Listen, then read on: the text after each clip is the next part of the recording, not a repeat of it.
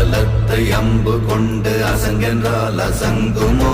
கம்பமற்ற பார்க்கடல் கலங்கென்றால் கலங்குமோ?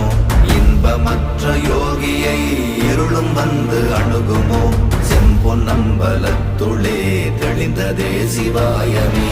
ஓம் நமச்சிவாய ஓம் ஓம் நமச்சிவாய ஓம் நமச்சிவாய ஓம் ஓம் நமச்சிவாய ஓம் நமச்சிவாய ஓம் ஓம் நமச்சிவாய ஓம் நமச்சிவாய ஓம் ஓம் நமச்சிவாய.